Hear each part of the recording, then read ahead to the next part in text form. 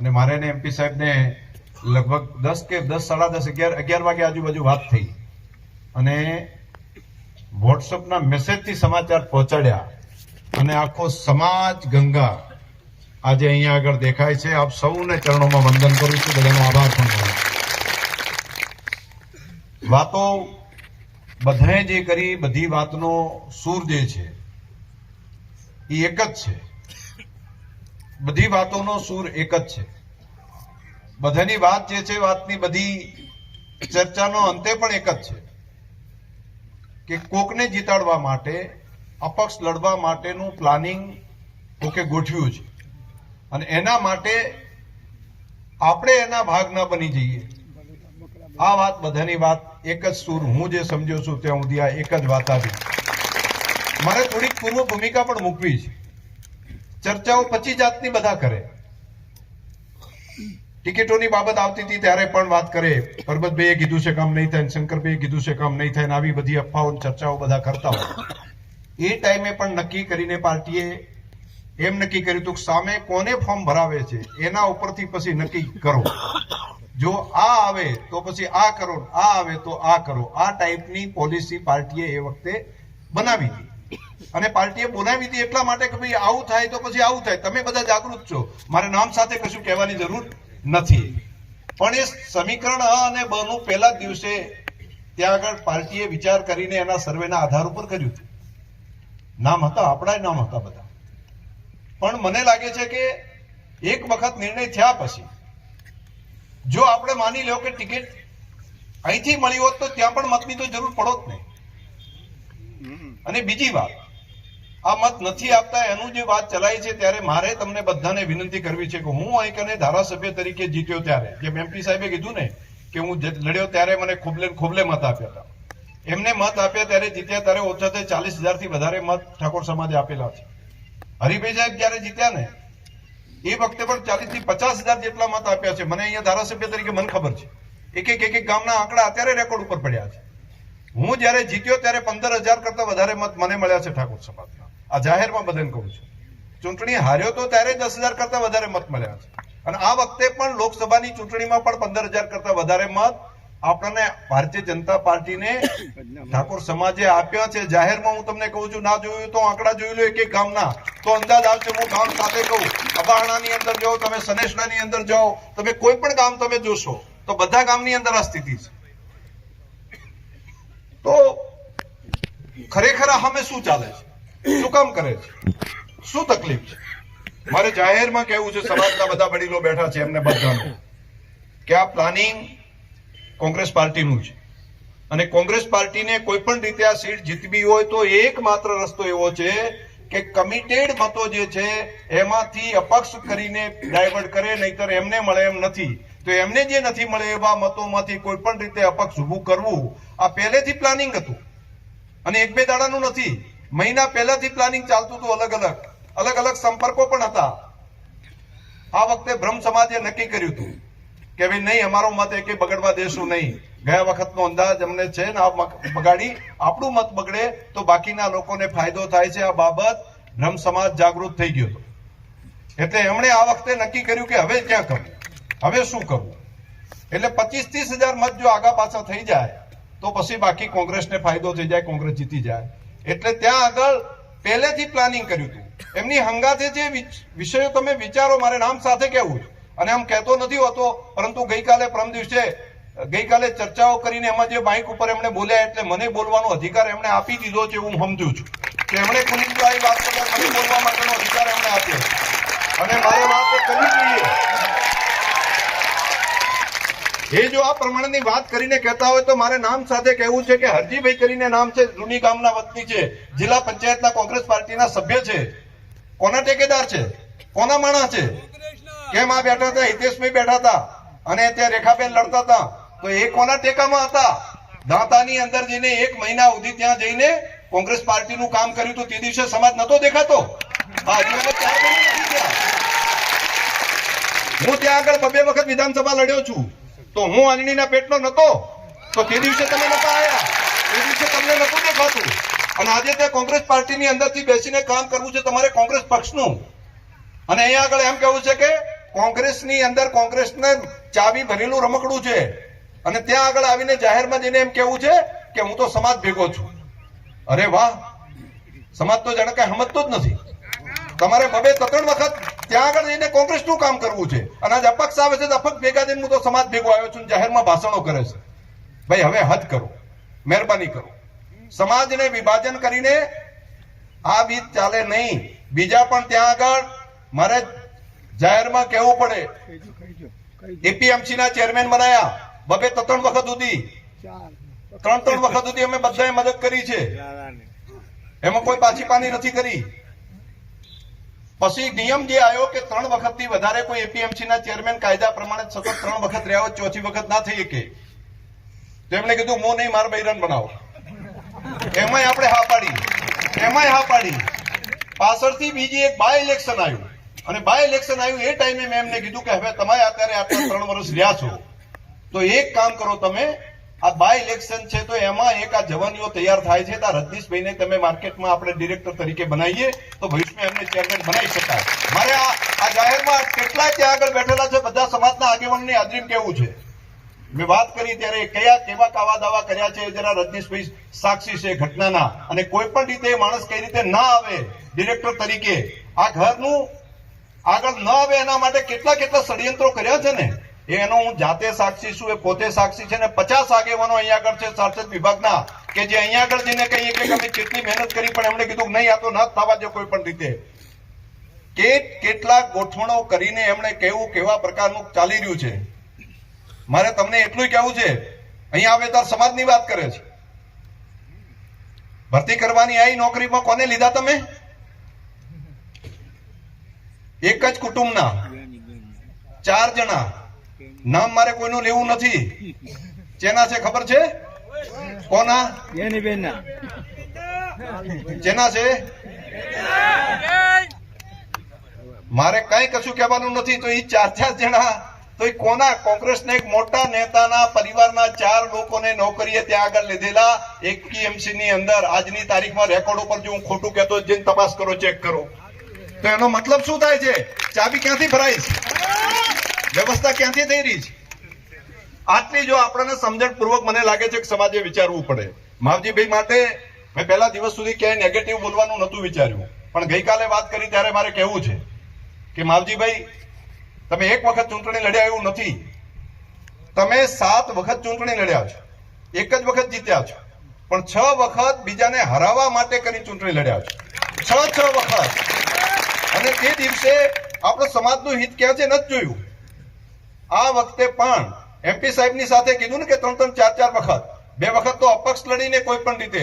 આ વખતે મારે આભાર માનવો પડે ત્યાંના મારવાડી પટેલ સમાજનો કે એમણે છેલ્લા દિવસે ફોર્મ ભરીને તૈયાર કરીને જતા હતા ને એ વખતે લઈને મારી ગાડી મૂકી દીધા. ગમે એમ કરીને આમ કર્યું. જો એ ન કર્યું હોત ને તો હું એ ઘરે હોત. આ એમનું પ્લાનિંગ હતું. અપક્ષ ત્યાં આગળ હોત, ચૂંટણી લડો તો 25,000 મત લઈ જાઓ અને 20-25,000 લઈ જાઓ એટલે બાકી સામે જીતી જાઓ. તો સામે જીતવા માટેની ડિઝાઇન પહેલેથી બનાવેલી હોય છે.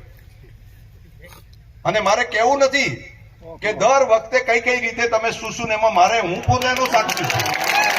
કોઈ પૈસા આપી જાય, કોઈ પૈસા આપે તો એના માટે કરીને આખા સમાજને વેચી મારવાનો, સમાજના મત વેચી મારવાના. જે આગળથી કોઈ ફાઇનાન્સ કરીને આપે એટલા માટે કરીને સીધા આખા સમાજના મત ડાયવર્ટ કરી નાખવાના. અને સમાજ અને તોય પાછા જઈને કે આ સમાજ ભેગા તમે નથી રહેતા. તો સમાજ કયો? સમાજનું હિત કયું? સમાજનું હિત કયું? સમાજના મતોને ત્યાં ડાયવર્ટ કરીને પોતાને પૈસા મળી જાય એટલા માટે કરીને આખા સમાજને બારોબાર વેચી મારવાનું કામ કરે એ સમાજનું હિત છે. અને અમે કઈ સમજતા જ નથી કોઈ લોકો. આ એક વખત નથી કર્યું, 7 વખત કર્યું છે. અને 7 વખતની આ વ્યવસ્થા છે, 7 વખતની. મારી તમને બધાને પ્રાર્થના છે કે આવડું મોટું ષડયંત્ર ઉભું કર્યું છે સમાજના મનની અંદર વાત કરીને, ઠાકોર સમાજના વિરોધમાં એવી વાત કરે કે આમાં એમ લાગે કે ના અહીં તો એમ કરાય જ નહીં, અહીં તો કરાય જ નહીં. હવે બીજી વાત કરે તો પકડાય નહીં. એટલે કોઈ પણ રીતે આવી વાત કરો તો સામેથી કોંગ્રેસનો ઉમેદવાર જીતે એના માટેનું આખું પ્લાનિંગ પૂર્વકનો આ પ્લાન છે. મારી સમાજના સૌ વડીલો યુવાનોને વિનંતી છે, જાગી જો. આ ષડયંત્ર છે. હું અહીંયા જાહેરમાં કહી રહ્યો છું, જો જાગશું નહીં તો માત્ર ગણતરીના દિવસો પછી પસ્તાવા સિવાય કઈ નહીં હોય. એ દિવસે બધા કહે છે કે મારું બેડું છેતરી ગયા. એમને મત માત્ર 25-30 હજારથી વધારે નથી લેવા. જો વધારે લેવા હોત તો આગે ચૂંટણી હવે એક જ દિવસ બાકી છે. આ દાડા સુધી એમણે જેટલી મિટિંગો કરી, લગભગ 11 જેટલી મિટિંગો કરી, નાની મોટી 11 મિટિંગ માત્ર ચૌધરી સમાજની કરી છે. તમે જરા સમજો છો બધા? તો અમને બીજા મત દેવા હોત તો બીજા સમાજોની મિટિંગ કરી શકો, અલગ અલગ જ્ઞાતિઓની મિટિંગ કરો, અલગ અલગ સમાજની મિટિંગ કરો, બાકી વ્યવસ્થા કરો. કોઈ મિટિંગ નથી કરી. 2-3 વખત બાભરણમાં મળ્યા તો ત્યાં આગળ ચૌધરી સમાજની મિટિંગ, ત્યાં આગળ જયારે ગામની અંદર મળે ત્યારે પણ સમાજની મિટિંગ, ગઈકાલની મિટિંગ એ પણ સમાજની મિટિંગ. માત્ર સમાજના મત બગાડી અને ત્યાં આગળ સામેવાળા કોંગ્રેસના ઉમેદવારને જીતાડવા માટેનું પ્લાનિંગ છે. નહીતર એ અલગ અલગ જ્ઞાતિની મિટિંગો કરો, અલગ અલગ જ્ઞાતિના ટેકા બધાય કરે છે, કોંગ્રેસે કરે છે મહેનત, ભાજપે કરે છે દરેક સમાજની મિટિંગો. એમણે કેમ નથી કરી? એમને ત્યાં આગળ જેટલી સૂચના આપે એટલું જ કામ કરે છે. ઉપરથી કીધું છે ગમે એમ કરીને આ સમાજના મત કાપો, એના માટેની આખી ટોળકી એક બનીને ટોળી આખું આ કામ કરી રહી છે. મારી સમાજને વિનંતી કે તમે જાગો, આ બાબતમાં સજાગતા પૂર્વક આ બાબતને ધ્યાન ઉપર લ્યો. સરકારની અંદર આજે આપણે બધા બેઠા છો, તમે હું બધા, બાકીના બધા લોકો વિચારે છે કે સરકારની અંદર હોય ન હોય તો પણ સરકાર પક્ષે આવો વિચાર કરે છે. જે જ્ઞાતિ સમાજ પણ દૂર હોય એને પણ લાગે છે કે આપણે સરકાર સાથે જોડાઈએ, અને કોઈ પણ રીતે સમાજમાંથી દૂર કરવા માટે, સરકારમાંથી દૂર કરવા માટેનું આ આખો પેતરો છે. એક કાંકરે ઘણા બધા પંખી એમને મારવા છે. એમને તો ત્યાં કોંગ્રેસ જીતાડવું છે, એમના ઘરે તો વ્યવસ્થા થઈ જશે, પરંતુ સમાજને સરકારથી, સત્તાથી દૂર કરવા માટેની આ વ્યવસ્થા છે. સમાજને કઈ રીતે ધકેલી દેવો કે સત્તાથી દૂર થાય. આજે નાની મોટી કોઈ નોકરીમાં બેઠેલા હોય, કોઈ જગ્યાએ બીજી કોઈ જગ્યાએ કામ કરતા હોય તો 50 વખત જરૂર પડતી હોય દરેકને. અમે કામ કરીએ છે તો શું કામ થાય છે? અમે કઈ કામ કરીએ છે તો તમારા બધાનો ટેકો છે, તમારા બધાનું સમર્થન છે, તમે અમારી વાત માનો છો એટલે અમે ત્યાં આગળ હકને અધિકારથી કહીએ છો. હું હોય કે MP સાહેબ હોય, અમે વાત ક્યારે કરીએ કે એમને કે અમારી વાત તમે માનો છો એટલા માટે કરીને વ્યવસ્થા થાય છે. મારી તમને પ્રાર્થના છે કે આ બધું મોટું એક આખું ષડયંત્ર છે. એમાં સજાગતા પૂર્વક ઘરે જઈને એક એક વ્યક્તિને આ વાત સમજાવવી પડે. માની લો કે આવતીકાલે નવો વિસ્તાર બન્યો, વાવની સુઈગામનો કે બાકી કેટલોક એરિયા થઈને ભેગું થઈને, તો ત્યાં આગળ પણ જરૂર નવી સીટ આવશે. કોણ લડવા સામે આવશે? કોણ લડશે? એ ટાઈમે બધાની જરૂર નહીં પડે. તે દિવસે ઠાકોર સમાજને 25-30 હજાર મત તો અહીં હશે ને, તો એ ટાઈમે ટેકાની જરૂર નહીં પડે. આ ડિલિમિટેશન માત્ર 2027માં જ આવે છે. કોઈની પણ એમ દરેકની જરૂર પડશે. રાજકીય આટલું બધું મારે કહેવાનું ના હોય. મારી તમને પ્રાર્થના છે કે આ વાત સમજો. અત્યારની નહીં, 27 સુધીના કાંટો કાઢવા માટેનું પ્લાનિંગ છે. અને આમાં આપણે સજાગતાથી, અમે તો હું ને MP સાહેબ તો 5-5 વખત લડ્યા છીએ, જીત્યા છીએ, ધારાસભ્ય થયા છીએ, પણ નવી પેઢી માટે વિચાર તો કરવો પડશે ને. આજે નહીં તો કાલે એમના માટે પણ આવનારા સમયમાં એ 10 વર્ષ, 15 વર્ષ, 25-50 વર્ષ સુધી આ ચલાવવું પડે ને. તો એકલાથી કશું ના થાય. કોઈ એકલી જ્ઞાતિ કોઈ પણ રીતે આગળ ના વધી શકાય. આપણે મત અત્યારે ગામમાં બેઠા હશો તો કેટલાય સમાજો એમ કે છે કે ભાઈ તમે તો કાયમી ભાજપ સાથે રહેલા છો, કમળ સાથે રહેલા છો, તો નાના નાના સમાજો પણ ટેકો આપે છે. અને તમે પણ ગામમાં કહો છો કે અમે તો મોદી સાહેબ વગર કશું વિચાર્યું નથી, અમે તો કમળ વગર કોઈ દાડો વિચાર્યું નથી. તો કાલે ઉઠીને એમ નહીં કે તમે કમળની વાત કરતા હતા, પણ આ દિવસે તો તમે કમળ છોડીને જતા રહ્યા હતા. તો તાલુકા હશે, જિલ્લા પંચાયત હશે, કોઈ પણ ચૂંટણી હશે, તે દિવસે બધાની જરૂર પડશે, બધાની વ્યવસ્થા થશે. અપક્ષોની આ ચૂંટણી નથી લડાતી, ત્યાં આગળ બાકીની પેનલો નથી થતી ને એની અંદર કોઈ ટેકો ના આપે, એકલા જ રહીએ, કોઈ કશું ન થાય. બધાને કોકને આપશું તો કોક આપશે. એવું અરસપરસ નાના મોટા બધા સમાજો માટેનું રાજકીય ગણિત ગણીને આગળ વધવું પડે. બીજું મારી તમને પ્રાર્થના છે, આ ચૂંટણીના સમય દરમિયાન એક પણ ઘટનામાં ક્યાંય ઉશ્કેરાયા વગર હજુ જાતના કરશે. હજુ એમ કરશે કે જો આ તો ઠાકોર સમાજના પેલા આવી કોમેન્ટ કરી, પેલા આવું બોલ્યા, ક્યાંક ઝઘડો કરાવશે, બીજું કરાવશે કોણ ખબર છે? કોંગ્રેસ જેટલી ડિઝાઇન આપશે ને એ પ્રમાણે કરશે. વૃક્ષભાઈ જેવા માણસની અંદર ત્યાં પેલું થાય, મનની અંદર દુઃખ થાય, અંદરથી લાગણી થાય કે આ ઉંમરલાયક માણસ માટે આ રીતનું કોઈ પણ રાજકીય પાર્ટીએ, કોઈ પણ કાર્યકર્તાએ, હું તમને પણ પ્રાર્થના કરું છું કે અવિવેકપૂર્ણ કોઈની સાથે વ્યવહાર ક્યારેય ના કરાય. અવિવેકપૂર્ણ વ્યવહાર કરવો એ આપણા સંસ્કારો નથી. રાજનીતિની અંદર ચૂંટણી લડાતી હોય છે મતોના આધાર ઉપર, પણ આ રીતનો અવિવેક કરવો એ બાબત ઠીક નથી. બીજું ભાઈઓ, મોદી સાહેબ અહીં આવ્યા પછી આપણું જીવન બદલી નાખ્યું છે.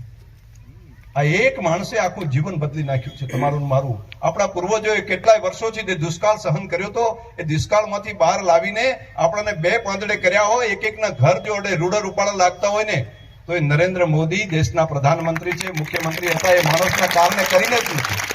તો એ માણસનો આપણે ટેકો ના આપીએ ને આપણે મત આપણે એમના માટે જો વિષય એની સામે બગાડી નાખવાનું કરીએ તો કેમ ચાલે? જે માણસે આપણા પગનો કાંટો કાઢ્યો હોય ને તો પણ આપણે એનો ગુણ નથી ભૂલતા હોતા. કેટલા બધા, 1 2 નહીં, કેટલી વખત લોકસભાની ટિકિટો આપણને આપી છે, કેટલી વખત આપણને વિધાનસભાની ટિકિટો આપી છે, કેટલા બધા આ MP સાહેબ 3 વખત સરકારમાં મંત્રી રહ્યા, હરજીવનભાઈ કેટલી વખત 3 વખત મંત્રી રહ્યા, હું પણ 1 વખત મંત્રી રહ્યો, અત્યારે પણ જવાબદારી મારી છે. આ હું 1 2 નથી કહેતો, તો અનેક જવાબદારીઓ આપી છે. હરિભાઈ પણ કેન્દ્રના મિનિસ્ટર સુધી બનાવવાનું કામ કર્યું છે, એક જ સંસદ સભ્ય હતા તો પણ સેન્ટરના મિનિસ્ટર બનાવવા સુધીની જવાબદારી છે. અહીંયા પણ ઓછા નહીં, લગભગ 50 કરતા વધારે રાજકીય અલગ અલગ કામ કરવા વાળા આગેવાનો કાર્યકર્તાઓ છે. એ બધાને ટેકો જો સમાજનો અહીંયા આગળ તમારો બધાનો ના હોય તો મોર પીસાથી રળિયામણો લાગતો હોય છે, એકલો કશું કોઈ ન કરી શકે. અને અમારે કઈ કામ હશે કે વાતચીત કરવી હશે તો તમે ત્યાં આગળ સમર્થન કરેલું હશે, ટેકો કરેલો હશે તો પરબતભાઈ સાહેબ કે હું ત્યાં જઈને મુખ્યમંત્રીશ્રીને કહી શકશું કે ભાઈ આ કામ કરો. મારે કહેવું છે, ગઈકાલની જે ઘટના છે બાબરની અંદર, અને કીધું મને કે હવે કોઈ રસ્તો નથી, કંઈક કરો. સી રીતે કહેવું, કઈ રીતે વાત કરવી, રસ્તો કાઢવો કઈ રીતે કાઢવો? તો જઈને અમે તો વાત કરીને વ્યવસ્થા કરાવો છે. તો આફતનો સમય આવે છે ને તે દિવસે કોઈ રસ્તા નથી હોતા, અને તે દિવસે જે બેઠા હોય છે ત્યાંથી જ મદદ થાય છે, બાકી નથી થતી હોતી. અને અમે કઈ એવા બળુકા કશું નથી. ઉપરથી ટેકો જયારે હોય છે સરકારનો, સરકાર માનતી હોય છે, અને સરકારે ત્યારે માને છે કે તમે બધા ભેગા હોય છે ને ત્યારે માને, નહીતર તો પછી અમારે એમ કહેવું પડે કે અમારું કોઈ માનતું નથી, એટલે વિષય ત્યાંથી પૂરો થાય. અને એટલું ખાલી કહીએ તો પછી શું એની સ્થિતિઓ અલગ અલગ થાય, તમે જરા વિચાર કરો બધા.